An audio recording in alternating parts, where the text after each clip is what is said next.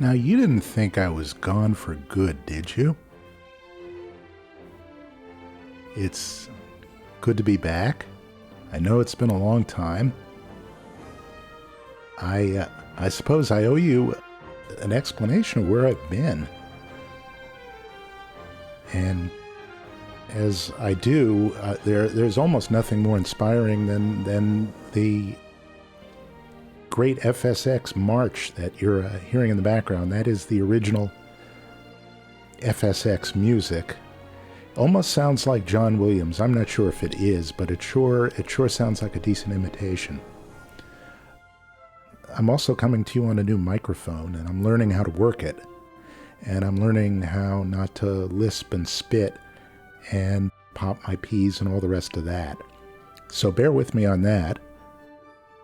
You'll get to hear, at least for the moment, because of the quality of the mic, how much, well, you get a better sense of what my limitations are, I suppose. Anyway, I took a break, I guess, because I'm working from home now, and I'm lucky to be working. I know a lot of people who aren't. And the screen I'm sitting here looking at right now and the chair I'm sitting in right now talking to you is the same thing I use for work.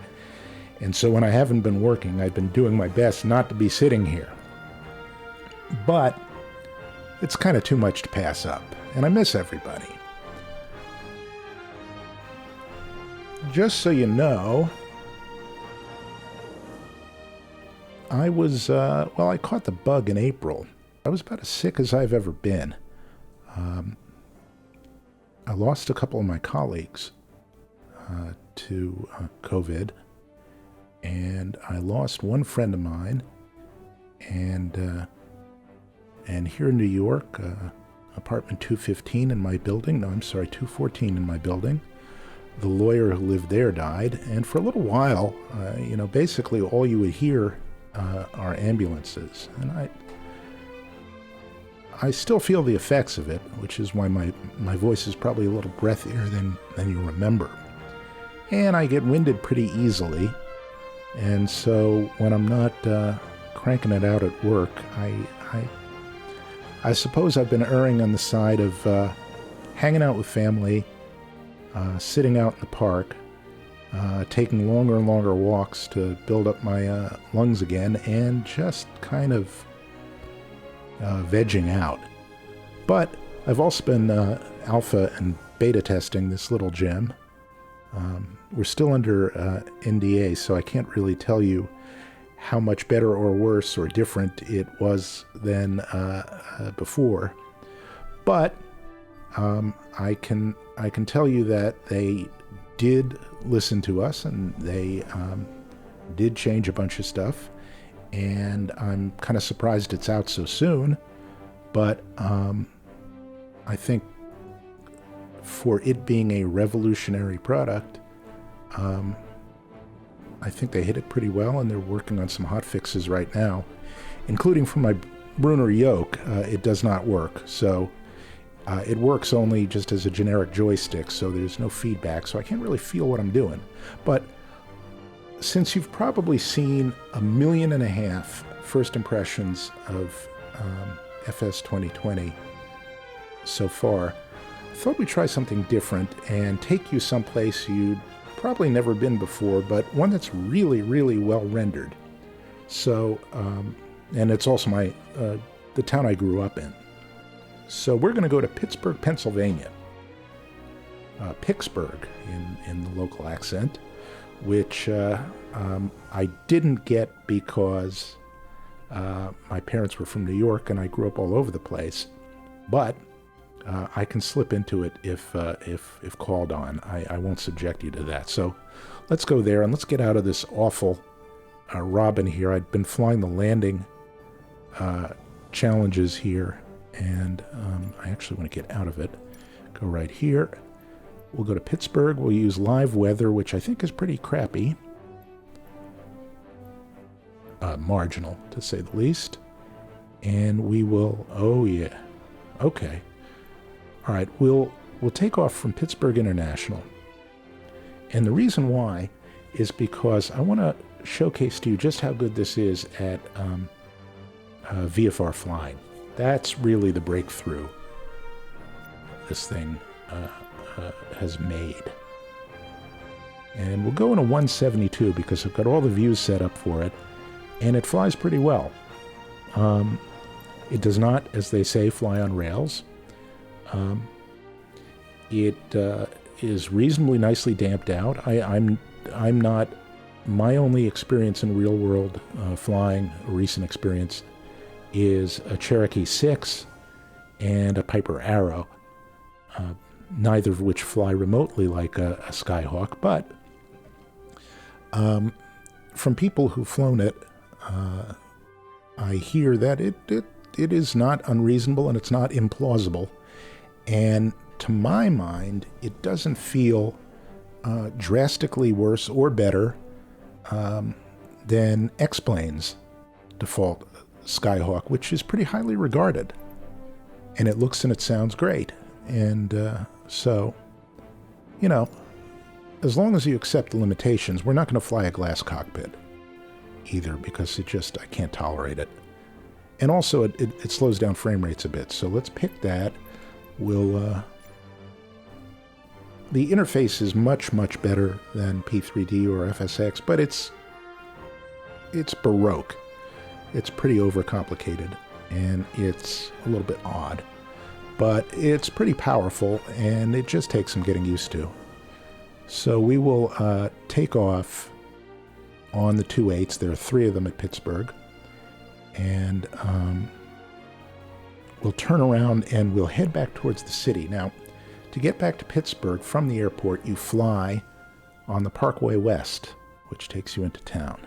And it is one of the most cinematic arrivals you can imagine, because you go up and over hills and you don't see the city approaching at all, almost. And then you go into a tunnel under, well, the Pittsburgh equivalent of the Palisades in New York. It's called Mount Washington. It's a big bluff. And you go through this tunnel, and then you emerge from the tunnel onto a bridge, and downtown is right in front of you, and it emerges from the tunnel exit like the framing of a movie. It is one of the best entrances any city could make, and it lives up to it, especially at night. It's great. We're going to fly over Mount Washington, obviously, not through the tunnel, but you'll get to see how easy it is to fly visually, if the weather permits. We'll probably fly very, very low, because I think there's a very low ceiling. But, so it won't be realistic, but we will fly along the Parkway West. Now, the Parkway West is not the Parkway going westbound, and the Parkway East is not the Parkway going eastbound. They are 2 separate stretches of road, so you can go east on the Parkway West, like we will, or west on the Parkway West, and west on the Parkway East. Parkway West is everything from that tunnel we're going to fly over back towards the airport. Parkway East is everything from the east of the Squirrel Hill tunnels, another tunnel, going east towards the Pennsylvania Turnpike. And the Parkway Central is everything in between, if that makes any sense.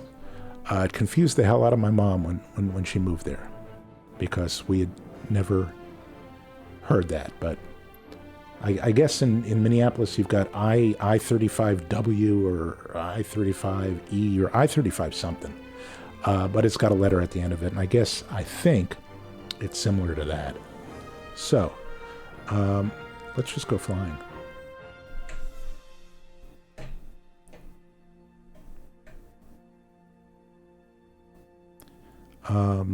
FYI, what you're looking at is 4K, and my settings are, all of the meaningful settings are ultra. The only thing that is off, I believe, is light scattering, or lens flare is what they call it. Now, I don't think I have a burp filter on my new audio mixer here, but I found it. This mic apparently is the same one that you see in John Fly streams, and he has got the voice of a broadcaster and is a prolific streamer on Twitch, and I highly recommend you go visit his stream.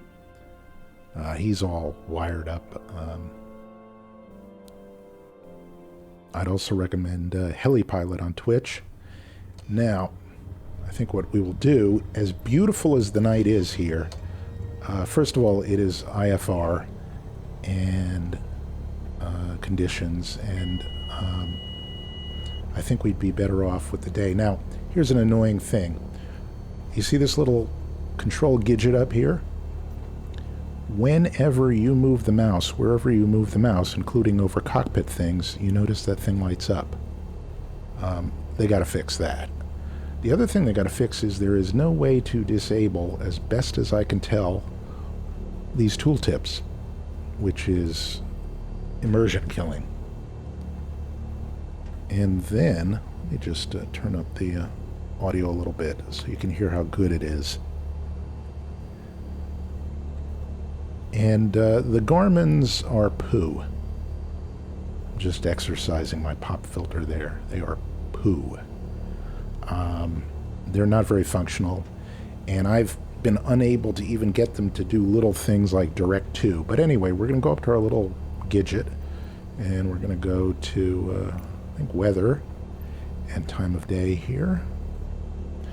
And you can use live weather, but with non-live time of day.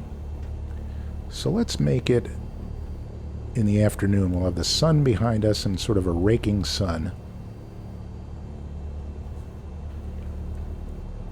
Okay, that should do it. And this really is a Pittsburgh sky. Pittsburgh is second only to Seattle in the number of overcast days.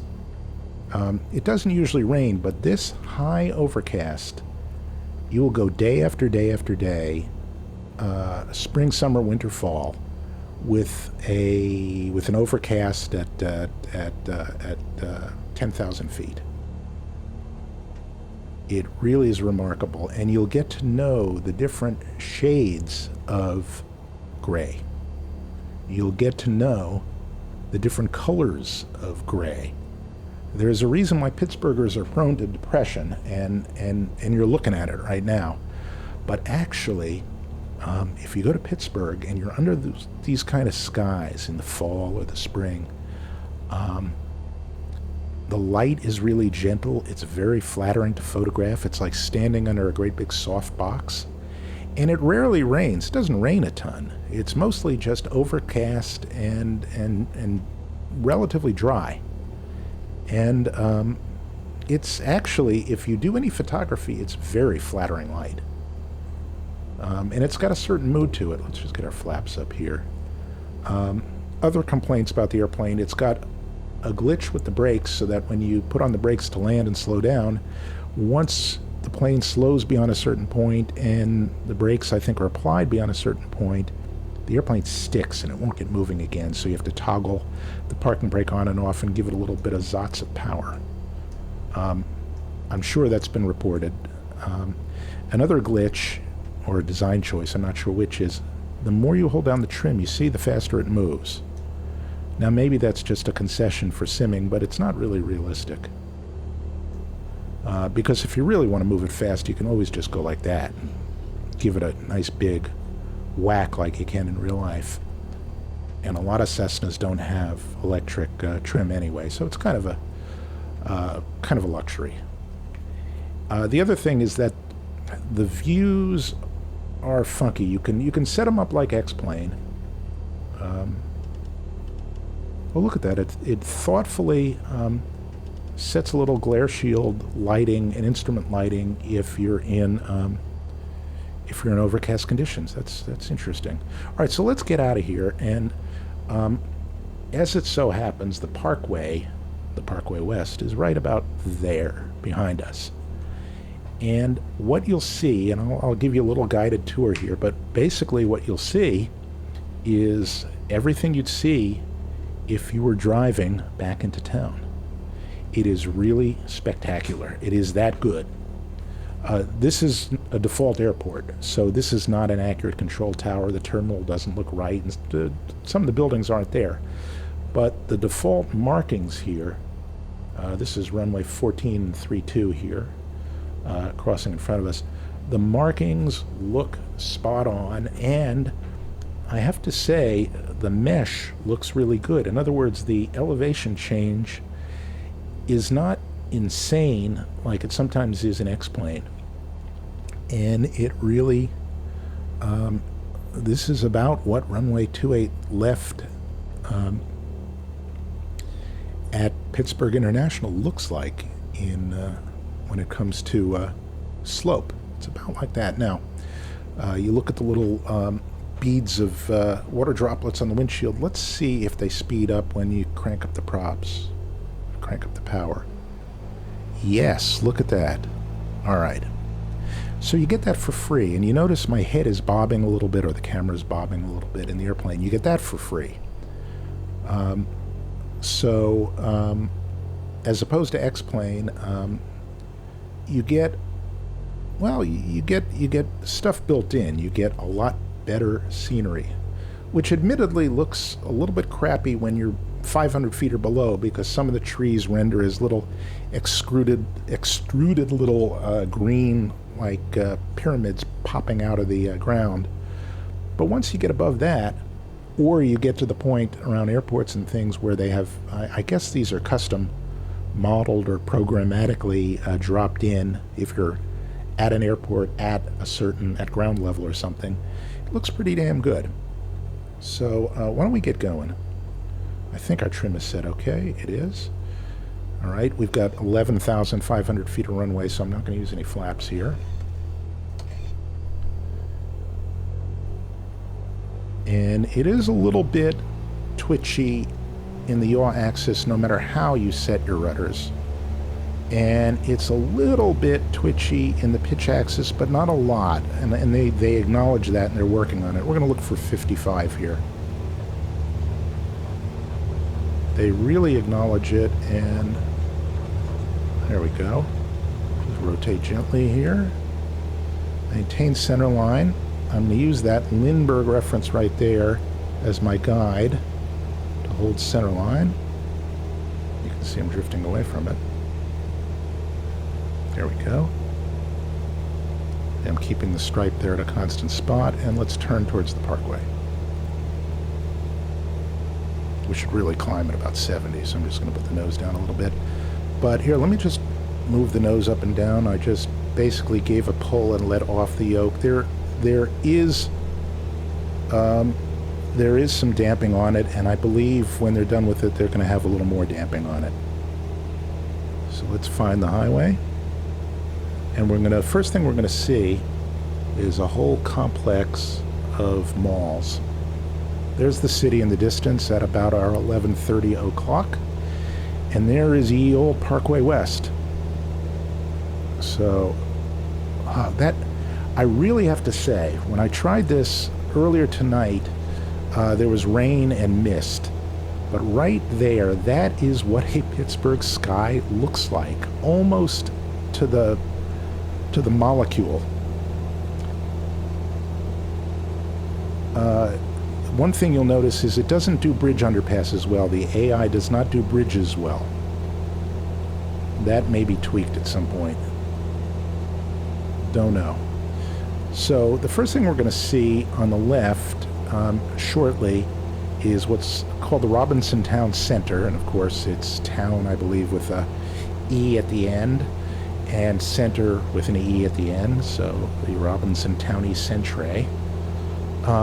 But you'll see on the left there, you see the big blue low building, that's an IKEA, and that looks just like the IKEA. And all the office buildings look just as they do, because this is all built with photogrammetry. And you get a good deal of mechanical turbulence in Pittsburgh because you've got undulating hills.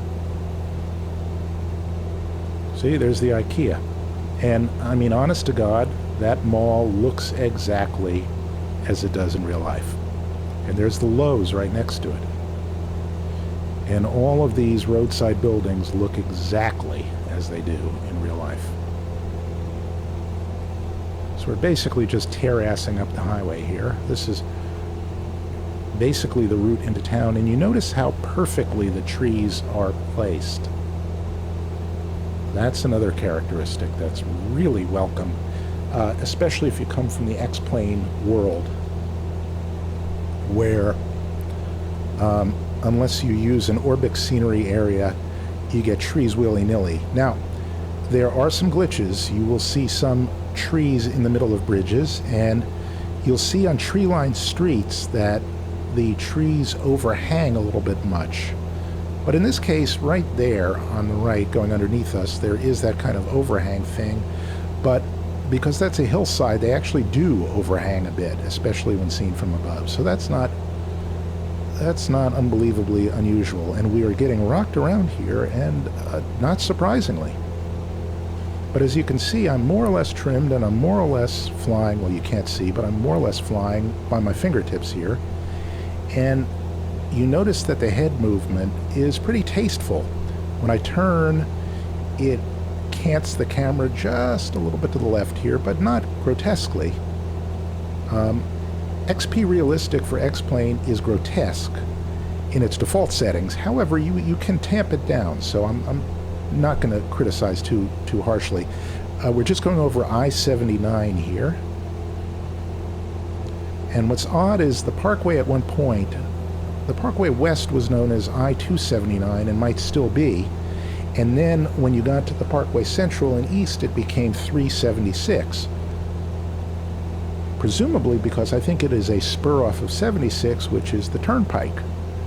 But there have been so many weird permutations of this. So this is right down here in this valley is Carnegie. And it's not Carnegie, just like it's not Carnegie Hall. It's Carnegie Hall. Andrew Carnegie settled in Pittsburgh, came from Scotland, and that's the way he pronounced his name. And I thought these yokel Pittsburghers, when I moved there, had gotten it wrong, but they haven't.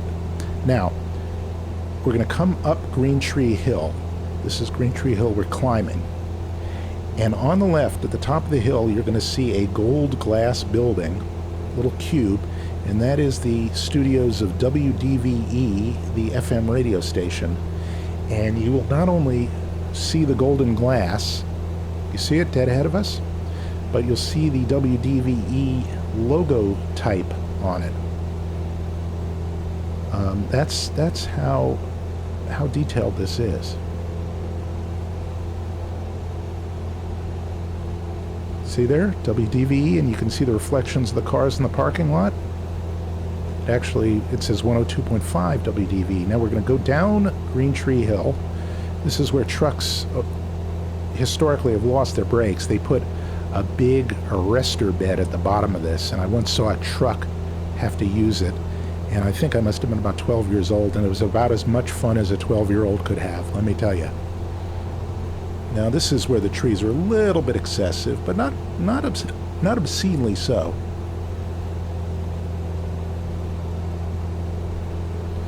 Okay, and then a right turn towards the tunnel. We're going to have to climb very steeply here.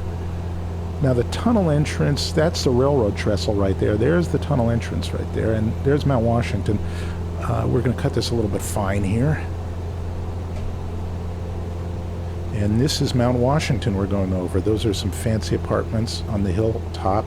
And now, as we crest the hill, you can see the view that you see coming over this bridge that's directly beneath us.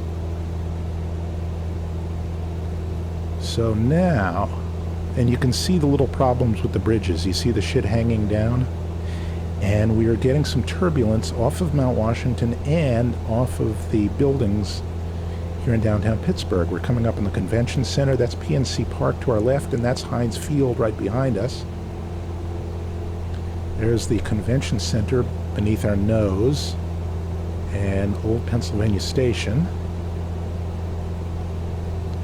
And this is what's called the Strip District. This is sort of Pittsburgh's version of Soho, but it's where all the trucks and trains unloaded produce and things like that.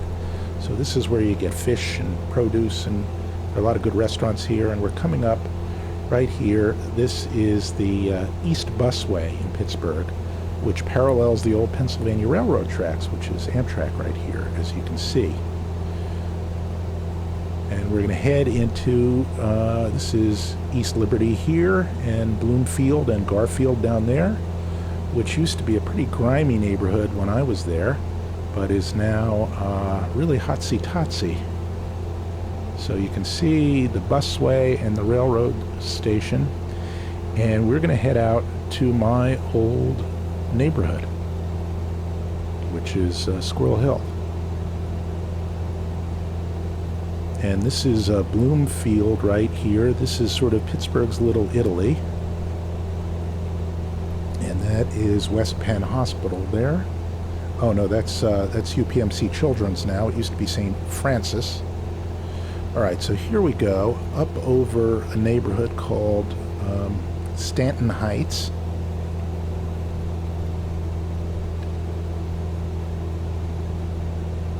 Just pull a little bit here over East Liberty, or Sliberty as it's called. And that is the main church there, and that is an old Ford dealership. You see the thing with the green dome? That was converted into a kind of shopping mall. And we're coming up on Chatham College, but it's now called Chatham University. And then into my neighborhood of Squirrel Hill, if I can find it underneath all the trees. Boy, there are a lot of trees. Pittsburgh, because the hills, actually that's the main campus for Chatham right there. That's where my first serious girlfriend went to school, studied art. And oh look, that's Whiteman School. That is where I went to second grade. That is Whiteman School. Okay, that's my neighborhood. Let's do a little loop around here. The houses are dead on accurate. They really are. And that's Mellon Bank down there. That's the main part of Squirrel Hill. What's odd is that it wasn't called the main drag. It is called, to this day, the intersection of Forbes and Murray, which is the main business district of Squirrel Hill, is called Up Street. So in a Pittsburgh accent it would be, hey, yin's going up street? And that? And you say, nah, I ain't going. And shit. Staying home. Pittsburgh accent is unlike almost any other accent except Baltimore. Just gonna get a little altitude here and roll in on the neighborhood, as it were. Let's see if we can find it again. But the remarkable thing is that you can find it. That's St. Philomena's ball field. We're over at Greenfield. This is a neighborhood where I got my ass kicked once.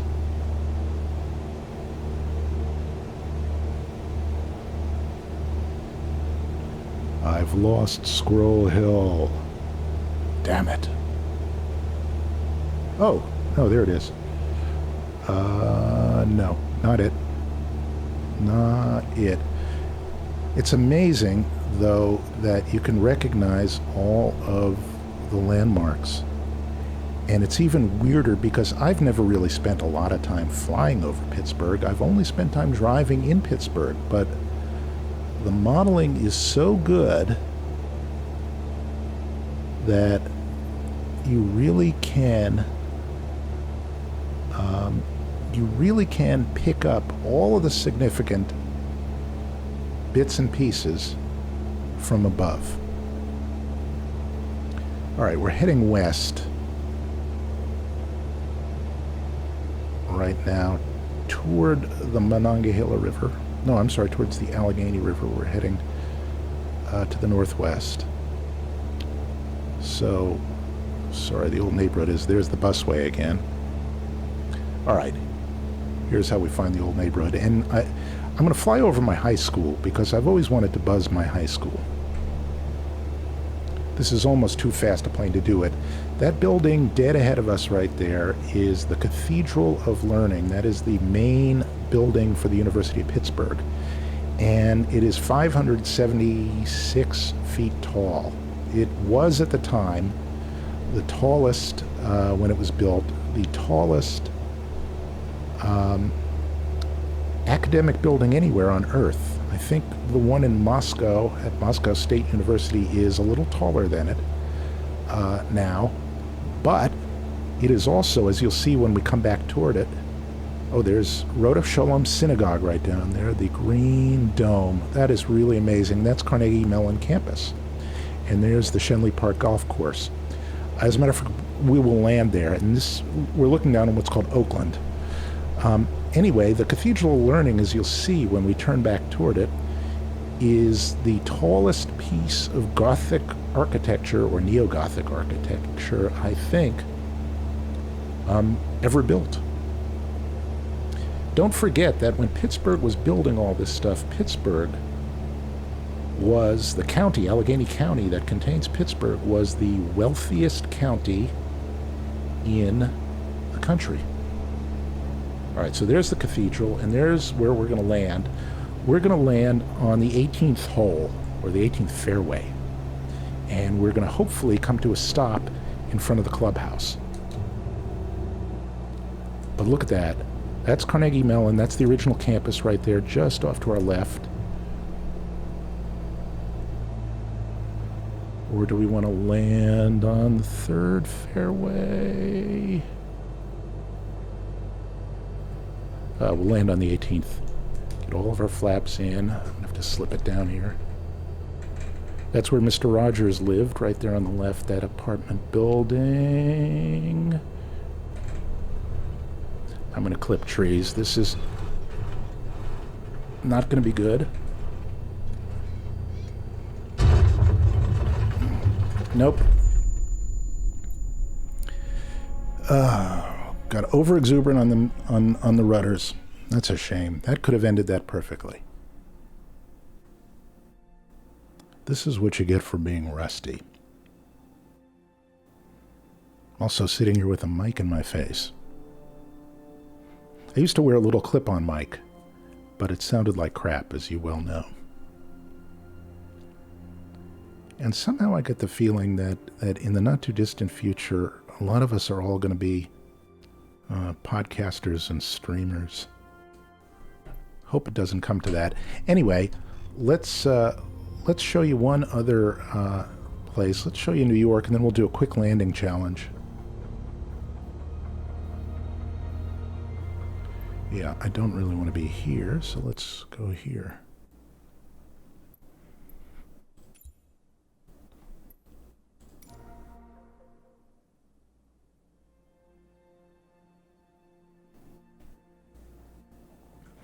I'd be really interested to know in the comments also how you guys are liking this. I'm sure a lot of you are flying it already.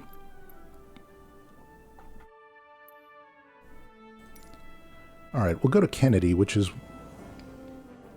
No, you know what? Let's go to San Francisco because it's beautiful. It's far more beautiful than Manhattan. So let's just go to KSFO. And better yet, let's go to Half Moon Bay, which is just over the hill, and we'll fly into the Golden Gate. Not, we'll fly over the Golden Gate. You know what I mean. Okay, so Half Moon Bay. And maybe the conditions are clear. Let's see. It's a shame because I almost want them to be cloudy. But I have never seen anything that looks quite like this. Yeah, there's no wind. It's probably clear. It's probably a great time to be in San Francisco if the country were safe to travel, but that's another story. I'm taking a few days off from work, so it's like the last thing I want to do is talk about work. For those of you who don't know, I work in behind the scenes in network news, and very behind the scenes. And I don't know about you, but when I'm not immediately called upon to have to deal with the news, as an employee or as a citizen, I try to get a little bit away from it if I can. I mean, obviously in this country, this is a time to be invested in politics, whatever you believe. And there's no good time not to be, because that's how things get screwed up, when nobody gives a damn. But, all right, so here we are. Oh, it's a damn beautiful day. All right, what I will do is I will put a little bit of instrument lighting on here, just because it does get to be a little bit contrasty. In real life, you'd be looking outside and you'd have sunglasses on. It would be a little bit dim in the cockpit, but I don't want to be too hard on the eyes here. It is a really clear day, severely clear day. Also, the ease of setting the views notwithstanding, there's nothing that cheeses me off worse, or that cheats viewers more, than flying on YouTube like this, because that's not really how you fly. It encourages people to look at instruments instead of looking out the window, and also it just doesn't give you a good view. So this is as close as I can get to my own height, my own field of view, and what I would be seeing in an airplane like this. And that's about right. It's right for me. For somebody who's a little shorter, it might be closer to this, but it would never be this. And it would also never be that. And you can never really learn how to fly a fake plane like this, because your sight picture is totally screwed up. And it would be like flying a real plane from the back seat. So, piss on that, as they say. All right, we'll set takeoff trim here. We're going to just take off here to the north. We'll fly along the coastline. We'll fly through the Golden Gate Bridge, and we'll land at SFO. By the way, I've got real-world traffic on here. Now, you know, thanks to COVID, there isn't a lot of it. But what I do have, you'll be happy to know, doesn't seem to affect frame rates for me at all. It's probably because this thing is just so heavily leaning on the GPU. And AI stuff tends to be CPU driven, at least it is in X-Plane. So my GPU, as you can see right here, as you can see right somewhere, as you can see right here, is, well, here, GPU usage 99%. Memory usage 8 or 9 gigs out of 11. This is a ball buster for GPUs. There's no way around it. Now, as for frame rates, it used to be that I could stick my my frame rates from EVGA precision there on my screen, but for some reason I can't anymore. So luckily there is a developer mode here, and I'm going to put it up briefly because it's really ugly. There doesn't seem to be a way to get the frame rate counter up the way you did on P3D and FSX, but we'll just go with this for the moment. And you can see, again, at ultra settings on 4K, albeit not in a G1000 plane, which eats a little bit more resources, you can see that we're pulling 40 frames. And I'm using G-Sync, and I've made a few tweaks to my NVIDIA settings. But let's leave that up for a minute, just so you can get a better idea of the performance. Let's see if it changes if we go outside the cockpit. Yeah, it changes a little bit. God, this is one of those perfect Northern California days. I really wish I were here. If you've never been to the Bay Area, or north of there, or south of there for that matter, you just have to do it. There are few places more, There are a few places better for your soul than San Francisco, unless you're a complete grumpy bastard. And if you like more rural areas, then there are a few places better than, say, the Muir Woods in Marin County, or Big Sur.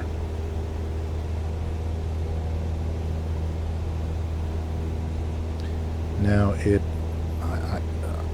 I asked to be on runway 30. It put me on runway 12, which is odd. Now, as you can see, I am climbing with just a touch of rudder in, hands off here.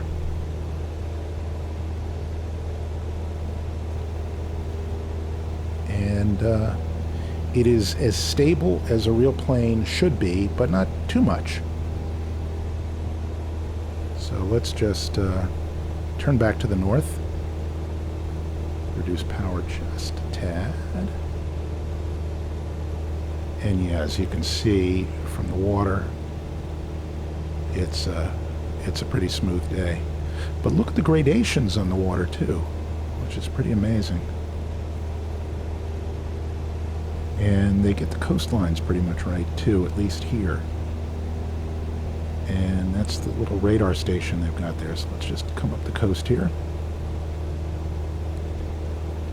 Climb to, say, 2,000 feet. That gives you a good feel for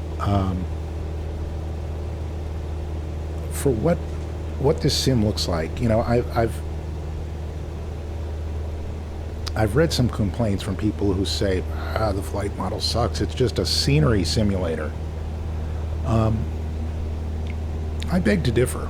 I think judging flight models by default aircraft is kind of a fool's errand, and it seems, at least on paper, that the elements are all there for an A to A or a PMDG or a Majestic to really do a great job with it. And even just as a default effort, this 172 is really not bad. And I don't have as much experience on it, but the 152 is pretty good too. The turboprops are apparently wildly unrealistic, and you know, the jets are basically just a joke. But that's the same is true in X-Plane. You know, it's really it's no different in X-Plane. And the flight dynamics engine in this apparently uses some of the same concepts as X-Plane does. You know, it models multiple points on an aerodynamic surface, and you know, there's probably some secret sauce too, and some of it is just brute force, I'm sure. I don't want to say lookup table because I don't know, but some of it is just, you know, brute force empirical methods, because you can't. X-Plane doesn't. No desktop simulator and no non-desktop simulator does real-time computational fluid dynamics on airflow over surfaces. That's just bullshit. What some sims do better than others are model it in a more sophisticated fashion, but it is still not, you know, it's not some computation going on for every single inch of every single surface, every single millisecond, because you would need a computer the size of Detroit. And you need a bigger power supply. All right, so I'm just trying to trim out here before I make any drastic power changes. It's a little bit of a fool's errand here to be trimming out as I'm going over complex terrain that actually does it does yield mechanical and thermal bumps and changes in lift. And when you fly over water on a hot day, it will there will be less. If you're trimmed out level over land and you fly over a big body of water, it will be cooler underneath you and you will descend slightly, but I've noticed the effect here. Let's do this. Let's go out over the water here. We're just about to beam San Francisco Airport from the back side of it. You can see the Golden Gate up in the distance, but let's do this. Let's get over the water here, and we'll just trim out here for level flight. And already I can tell the difference because I'm now having to put in a lot of nose-up trim. All right, so there we are. We're trimmed out for level flight. Now, do it a little more. I want to get it absolutely bang on here. And what we'll do is we'll veer then over land. Okay, there we are. So we're trimmed out here. So now I'm just going to make a very minor correction here so that our path will take us over that land here. And if this is operating the way it has, it depends on the weather that's being modeled and the time of day, but when we get over this bit of land, that dirt is warmer than the water.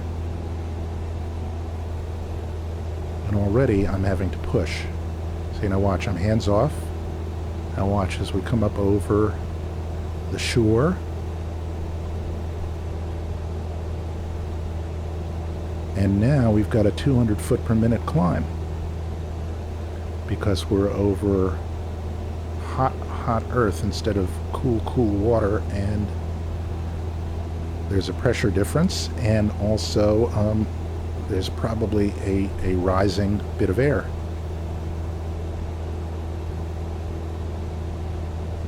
Now I don't know the level of sophistication to which it models it, but it is pretty cool. So let me just trim a little nose down here and get us level again, and we'll fly back over the water and see if we sink a little bit. But first I have to get trimmed out. We're over Daly City here, over the back end of Daly City. It's probably got a different name. All right, so give us a moment here to trim out.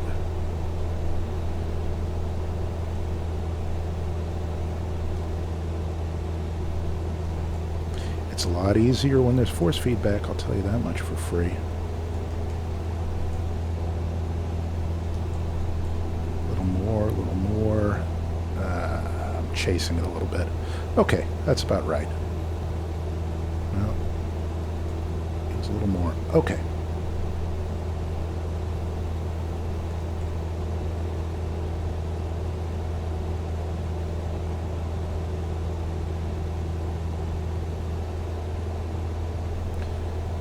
Now I'm just sort of fingertipping it here. I'm just trying to trim out even more, hands off here. All right, there we are. That's about as good as I can get it.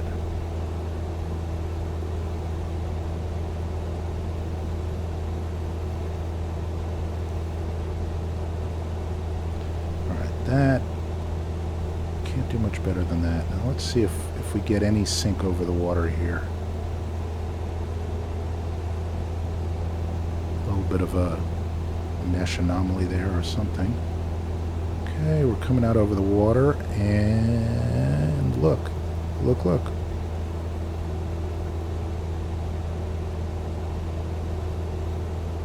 It's subtle, but it's there.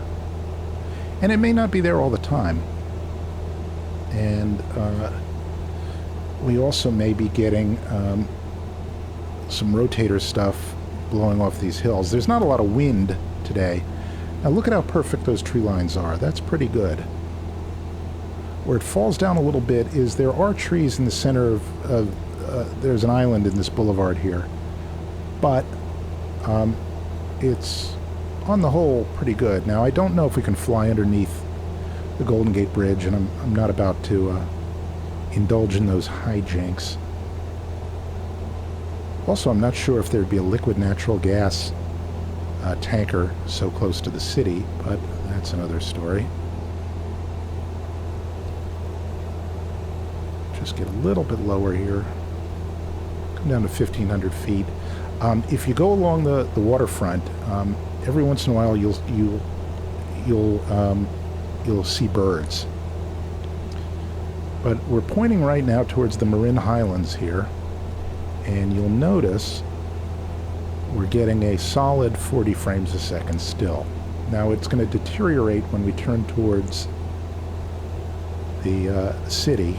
Actually, this is a good altitude. Everything looks great right here. And let's just see what our stutter situation looks like. That's not bad. No, as a matter of fact, that's pretty damn good. And out the front, it's even better. So they obviously took a little care, and they hand drew this bridge, or hand whatever you do. But damned if that doesn't look like the Marin Headlands. And let's see if this looks like the park in front of the Golden Gate Bridge. Yes, that's well, it's not a park. It's like a rest area, parking lot. And there's Crissy Field down there. This is where there used to be an airfield called Crissy Field. And that's Alcatraz. And I'll send you to Alcatraz. Alright, the bridge is not perfect. You can see there's artifacts underneath it looks like. And there's some on-the-fly rendering too. On the other hand, the work on the bridge itself is stunning. We're still getting 40 frames. Let's head right towards the city here. I'm a little low. Let's get back up to 1,500 feet. Now we're going to fly over North Beach here. You'll see Coit Tower down there. Actually, right there. Let's fly through the city here and see, at fairly low altitude, and see if there's any turbulent effect from the buildings as we head right towards the marina.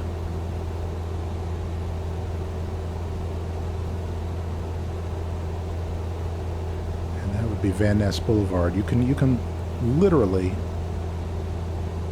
Okay, we're still getting a solid 39 frames, and we're heading right to the city on ultra settings. Now, there aren't any clouds in the sky, which has some bearing. And you can see there's some drawing artifacts here, or anti-aliasing artifacts. But, you know, it's hard not to be immersed. That is San Francisco's version of Washington Square Park, called Washington Square Park. And that's the famous church that Dirty Harry chased the guy into and then said, "I know what you're thinking. Did he fire 6 shots or only 5?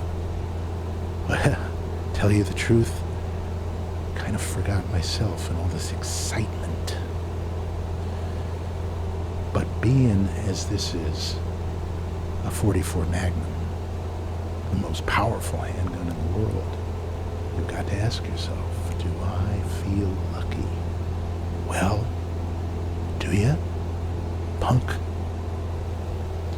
All right. Enough bad impersonations. Can you imagine Christopher Walken? Oh, look. Hey, we got bounced. Can you imagine Christopher Walken as Dirty Harry? Just thinking about that. Clearly, I only fired 5 shots, not 6. It's crazy. And you're probably going... No, I don't know. That sounds like bad Jay Leno. Clowns don't scare me.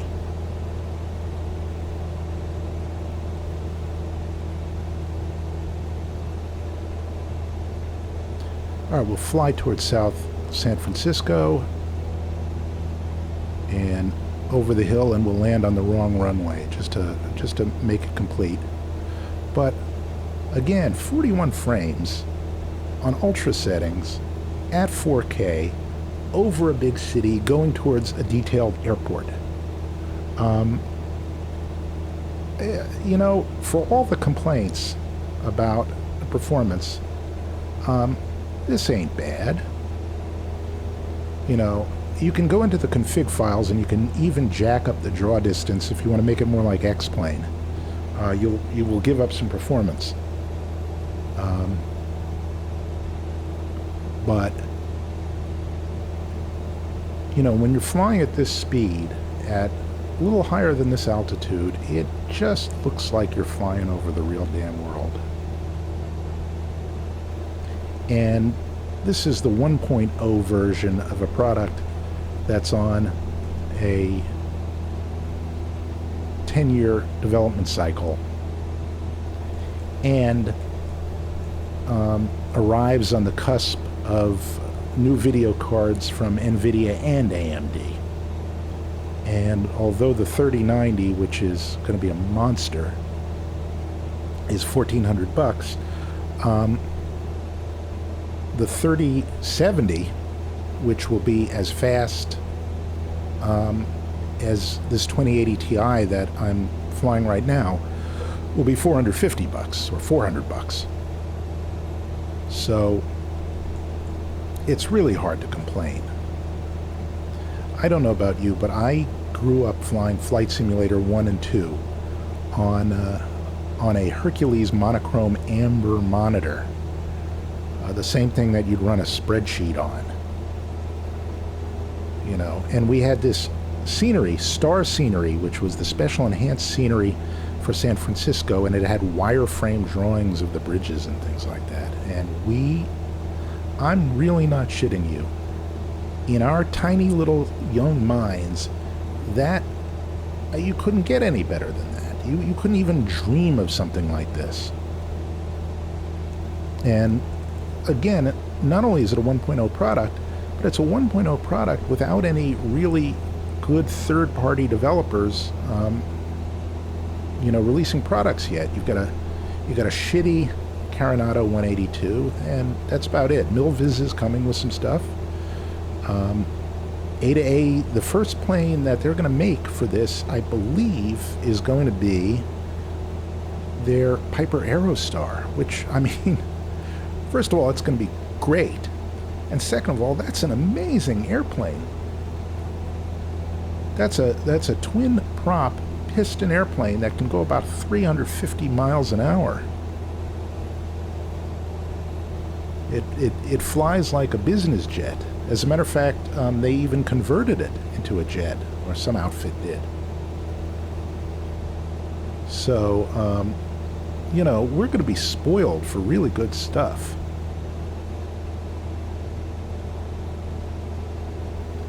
At least I'm not going to complain very much. And, you know, you've also got X-Plane. Look at these reflections, too. The one thing that you do not have that you have on X-Plane is those nasty, jagged shadows. They're pretty well aliased here. There, you can still see some jaggies, but that's pretty damn good. Unless you're looking for it. And you see there's a little bit of scenery Z-fighting right here, and I'm not sure why that is. That could be my own settings. My own anti-aliasing settings. But here we go. We're going to turn towards a custom-made airport. And we're getting 37 frames, which on a flight simulator is spectacular. No two ways about it. Let alone a flight simulator looking like this. And this is only going to get better. Now we're considerably high, and we're probably landing with a tailwind right now. As a matter of fact, I can feel it, and you can see we're moving over the ground just a little bit faster than our airspeed would suggest. So I'm just gonna roll off the power. When we hit 100, I'll get a nacho in. That would be a nacho flaps. I also supplied the nacho cheese. Alright, so there's one notch. We'll slow down and we'll see how it slips. And here's 2 notches at the top of the white arc. Probably pitch for about 65. I love Flight Deck to Sim, who flies airliners, and whenever he gets in one of these, he says, I'm going to fly it like an airliner. I'm going to use pitch for rate of descent, and I'm going to use power for speed. And he's not wrong. It's the reason why you do it that way in a jet is because the effects take longer. It's not really that pitch is speed and power is descent or climb in a small plane any more than it is in a large plane. It's just that the secondary effect of climbing comes in a lot faster when you've got a giant fan on the front of your airplane and it responds instantly. So for all intents and purposes, in a light plane with a prop out front, you can do pitch for speed and power for descent rate, but there's aerodynamically, airplanes are all airplanes. It's just light airplanes are different than heavy airplanes, and draggy airplanes with responsive engines are different than slippery airplanes with slow spooling engines. Can I get a full stall out of this, please? No. But I can get a nice greaser. Alright. It's getting late here, and I'm doing this with the air conditioner off. So let's do a landing challenge somewhere and call it a night. I'll just pull off this runway because there will be real traffic coming. Oh, here's that glitch where I'm off the brakes, but it gets stuck. See? It's like the brakes are still on. See? I just stopped. So I have to toggle the parking brakes on and off. But look at the quality of the textures, and these are default textures. To get this next plane, you have to get, albeit free, but you have to get somebody's texture pack and drag it into the scenery folder. And even then, it's not as good looking as this. Anyway. The other thing is that you'll get vehicles everywhere. I have my vehicles turned down quite a bit. But you'll get vehicles on taxiways, vehicles on runways, buses on runways. They've got some glitches. No question. But here, let's pull up to these marshalers. Let's just chop their heads off here. Now, I'm not touching the brakes because I don't want that brake effect to kick in again, but I guess I have to. That bug. See now? Well, I think nope. See? It just stops. Wasn't touching the brakes there. It just stops. I reported. I'm sure other people have reported it. But anyway, let's do a landing challenge, and let's turn off the developer mode. Well, you know what? You might want to see the frame rates, just for yucks here. Keep that on so you can see the frame rates. So let's see, main menu. This is kind of like driving a Citroën, the interface. It is very technically capable, intelligently designed, but it's French. So, like in an old Citroën, there wasn't a brake pedal. There was a little bulb on the floor. But there was really sophisticated hydraulics connected to it. I don't want Courchevel. Let's do activities, landing challenges. Epic, famous, strong wind. Oh, hell, I don't... Let's see. Let's do... I don't want to do this, and I don't want to do one of their shitty jets. We'll do St. Bart's because I think it's in a... Bonanza. Looks like a Bonanza. I'm going to have to set the views, which I'll be able to show you how to do the views. So this is the famous approach over the hill, down the hill. There's the spot we have to land, and it will rate us also on how close we are to the spot and touchdown rate, landing roll, and I believe distance from center line. So let's give it a go here. But I'm going to have to set up some... I'm not going to be able to set up some views. I'll use their default views. All right, so runway 10 with a nice headwind, a favorable headwind. And let's give it a try. Oh no, it's in the TPM. Crap. All right, well, we'll pretend we know how to fly it. I don't not know how to fly it. Is our gear up or down? Don't know.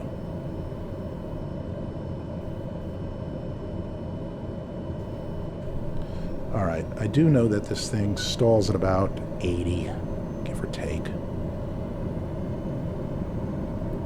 I don't know why it's starting us this low. We wouldn't be coming in this low to begin with. We'd be coming in high enough that you could actually see the runway at this point.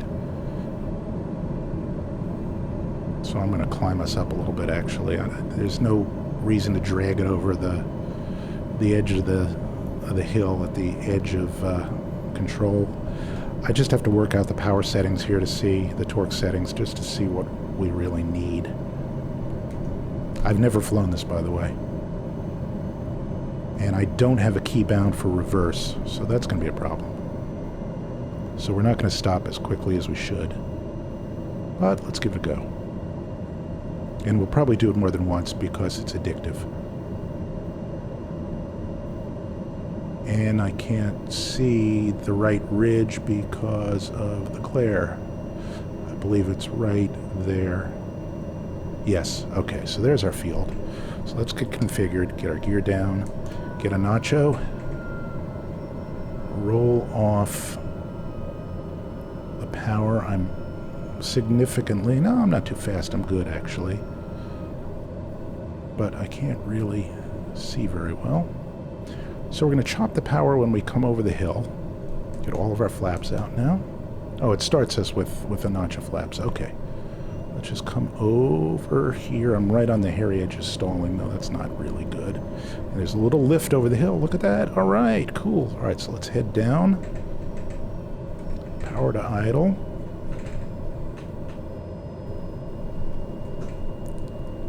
Ah, I floated. Let's go around. Will it let us go around? Yes, it will. I just over-torqued the crap out of the engine, too. Excuse me. Pardon me. Come on. Torque. Anyone? There we go. Thing sounds like a vacuum cleaner.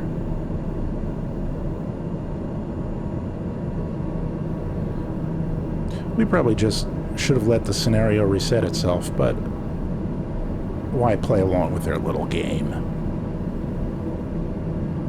I'll fly out on a little base leg here. I'm at base. What am I talking? Fly out on a downwind leg here. So they're the famous, I think one of those is called Sugarloaf.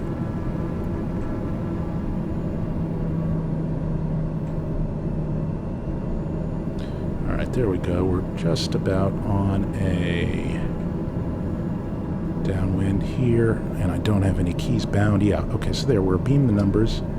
Gear can come out. I don't know how to reset the view, damn it. Oh, crap. Oh, crap. All right, there we go. That's reasonable.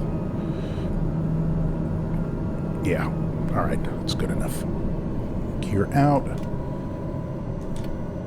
Okay, we already are on one notch of flaps, and we're sort of flying a lazy-ass base to final here. We're probably a little high. You can feel the wind.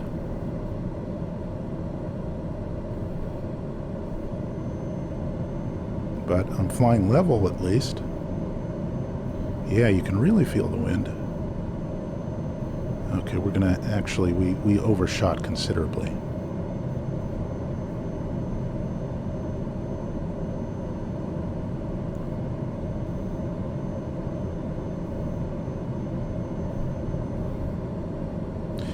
It really is no fun with the sun in your eyes like this.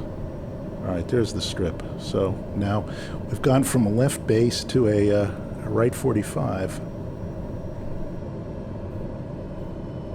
Slow us down, get all our flaps in, trim out, chill out. Yeah, I'm high. You can slip a TBM. Although, you know, the rudder is a little drastic, and that's my own fault. I don't have it set up well. Yeah, I don't like this at all. Just because I'm not used to it. It's got way too much sink at the moment. Okay, power to idle. Let's not balloon here. Put it down. Yeah, I'm going to go off the end of this. Yep, I'm definitely going off the end. Am I? No, I'm not, but we're going to do this again, and we're going to do it with a little more discipline here. Landing precision. There was no landing precision. Look at that. I touched down 883 feet past the touchdown zone. And here, that means almost in the water. But it was enough for 17,000. And that's about as bad a landing as you could execute here. Let's try it again. And before we do that, no. I don't want Tegucigalpa. I want... Yes. Come on.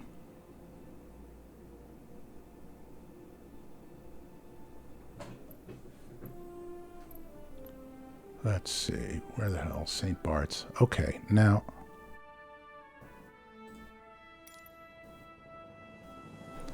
Once this thing starts us up, I'm going to bind a key to reverse here so that I can actually stop.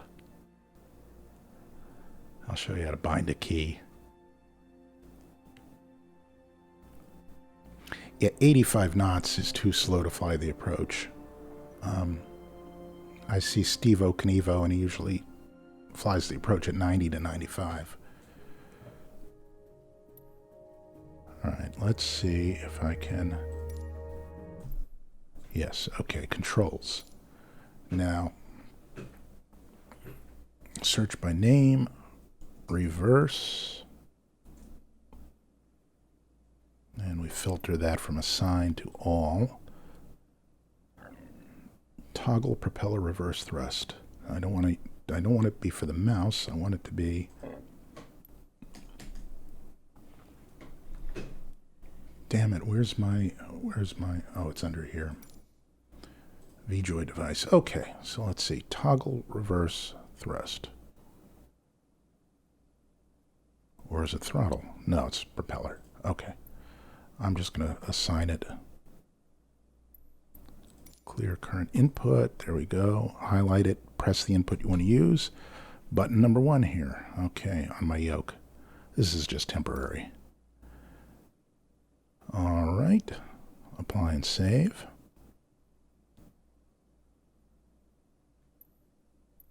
And go back. And let's see if we can make this work. We can make the magic happen. Probably not. I gotta be careful because it's on a part of the yoke that I'm gonna accidentally hit. Get our gear down. And boy, this thing has a lot of spool up. And you know, I wonder if it's realistic. I'm just going to bleed off some speed here. It's nice having that headwind. And they must have it a lot because I see a lot of landings from that direction and not from the beach direction. You can only depart in one direction, obviously. Unless you're crazy. I suppose in a Carbon Cub you could probably... And you know what? We'll try that in a second. Real quickly, we'll try it. Do a little stall. I'm grotesquely fast here.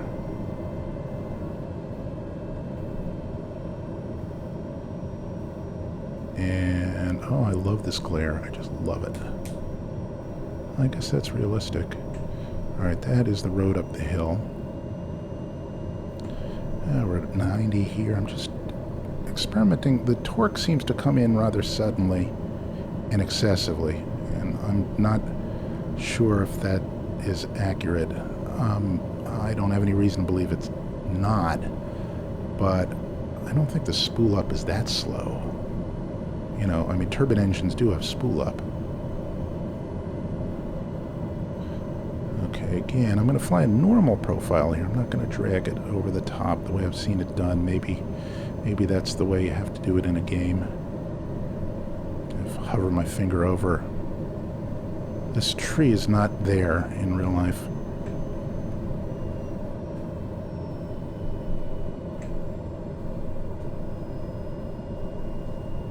Floated. Wow, this thing floats. Let's see if we can stop.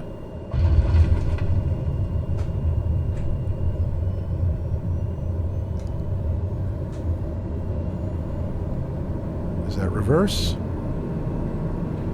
No, it's not reverse. Crap. Yeah, well, congratulations. I'm still 17,000. That piece of shit got me 17,000? You know what, let's just fly out of here in an appropriate, well, in an airplane we know. So let's do it in a Cessna 172, and I'll bet you I can do it goddamn better than that.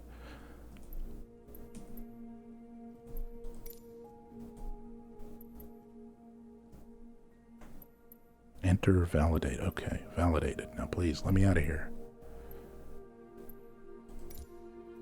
No. Activities menu. Yes. Why, yes.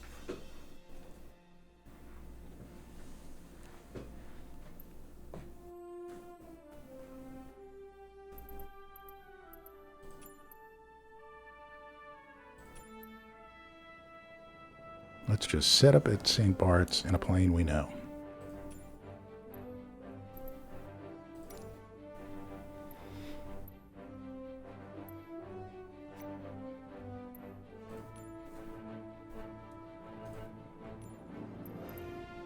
Okay, we'll depart on runway 10, and we'll just loop around and do the deal. Only we'll do it right. We'll do it a nice time of day where the sun isn't directly in our eyes.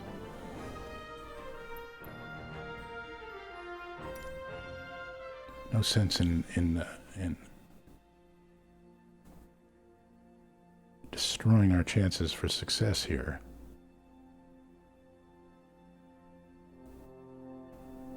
Oh, look at this flashing here. Sometimes it says limited by GPU, sometimes limited by main thread. Look at that. That's kind of fascinating. So the main thread is really saturated. All right.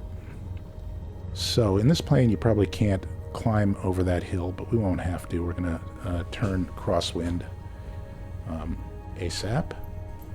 This time we will use a nacho.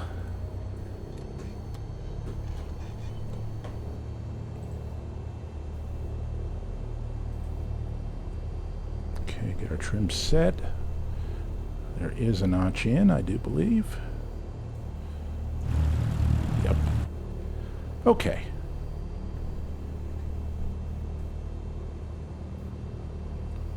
Release the hounds. No, brake. Come on. Ah, you see, now it's doing it again.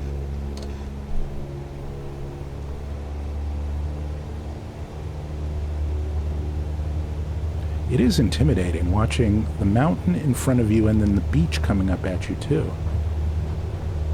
No doubt about that.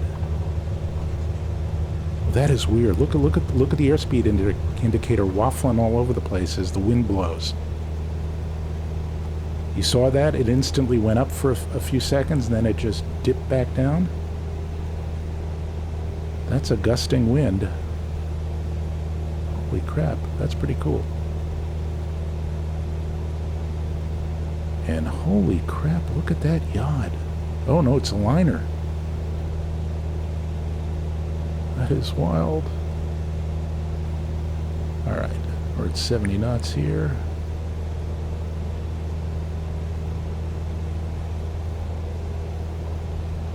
Let's turn to heading of 280, give or take. See if we can clear these hills. Boy, wouldn't that be funny? If we get done in by extraneous terrain. Alright, I'm going to keep the flappage in because we're basically almost abeam the numbers again.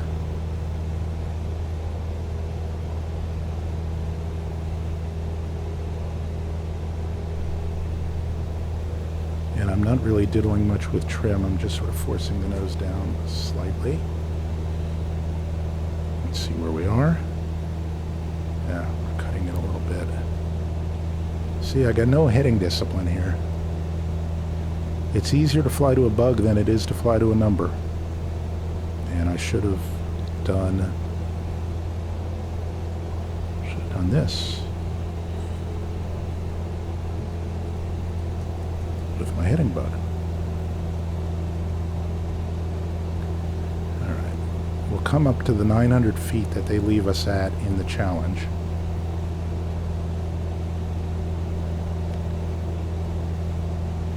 And I will tell you that I'm already a little bit, I'm going to overshoot just a little bit here. Not the altitude, but the track.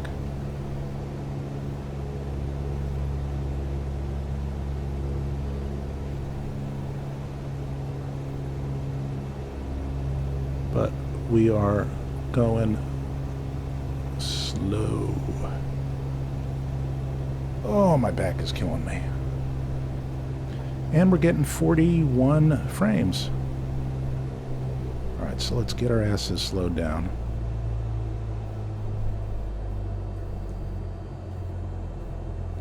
Let's get a little slip in here. See, the rudders, you know, you tweak the sensitivity, and what happens is you get a whole bunch of effect on the far end of the travel. It's really bad. Alright, I'm dead stick here.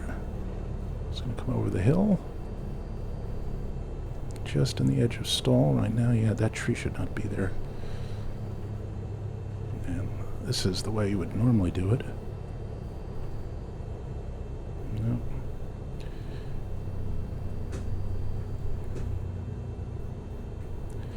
Look at me with my float. I should not be getting fancy with that.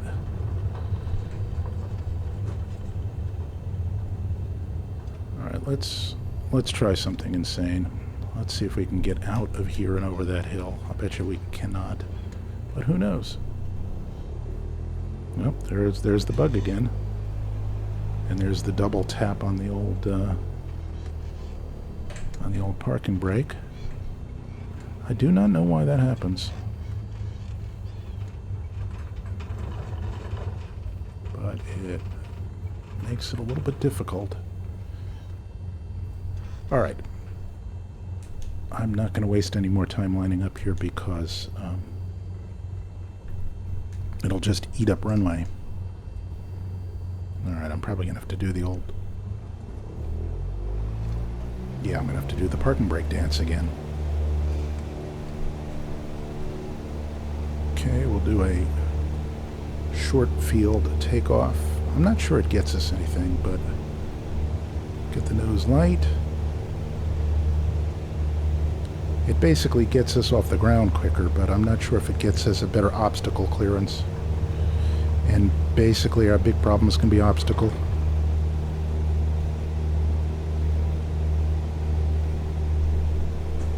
As we fly along the ground effect here. No, this is not going to work. I'm just going to land on the hillside here. Oh boy. Oh, oh, ow, ooh, ooh, ooh, ooh, ooh. Oh, oh, well. I thought hitting trees, I might have damages turned off. That was dumb. Alright, one last try. Did I yank my flaps? No. That's where they were.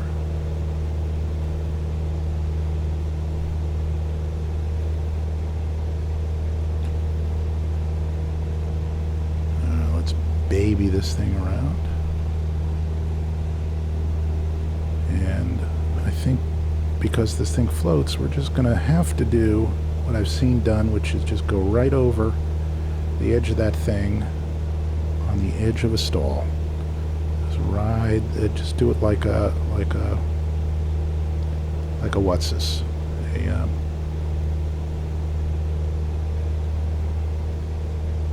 Like a sandbar landing in the bush.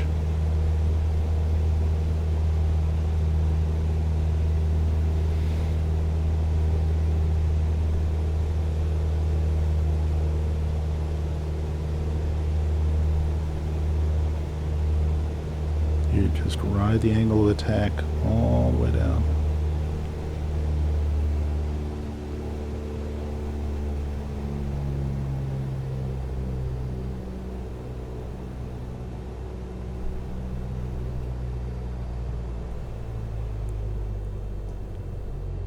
Okay, trim into it, get all the flaps out now.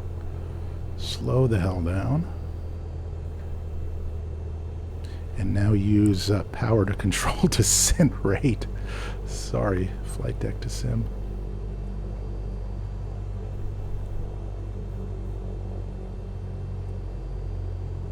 At least I know I can clip that tree without crashing now, I think.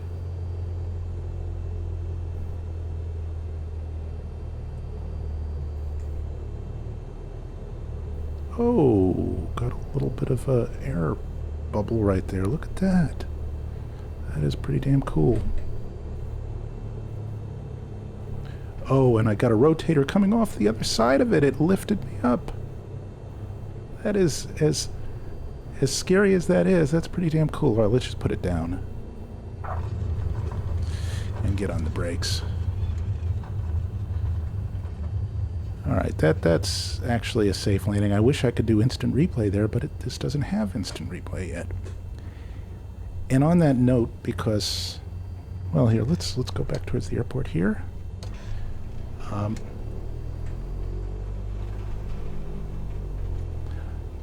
Just want to see what this looks like.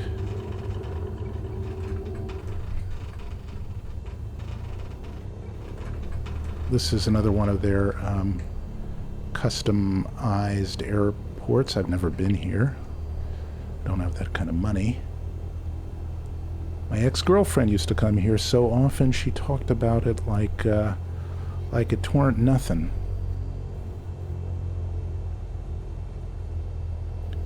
And then I used to mock her because when she'd fly in the Twin Otter to get here, there's no first class on it.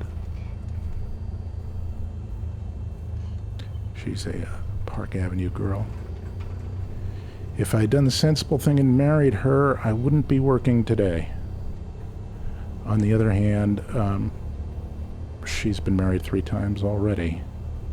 So I can't imagine that getting out of that marriage would have been especially easy. Wow, that looks great. Alright, I'll set the parking brake for real. And we'll just take a look at this here. Whoa! That is quite beautiful. So, that is my first impression of Christopher Walken and Clint Eastwood and Flight Simulator 2020. The only one I can really vouch for is the latter. And with that, I shall bid you a fond adieu. It's been far, far too long. If you are new to my videos, if you like what you see, you don't have to smash anything. You can just click on the thumbs up button and like it. Or if you're using a tablet, you can lightly brush it. No smashing necessary. That is the amazing thing about this channel. No smashing needed. It is really good to be back, and your notes have been really, really kind and encouraging, and let's get together again soon.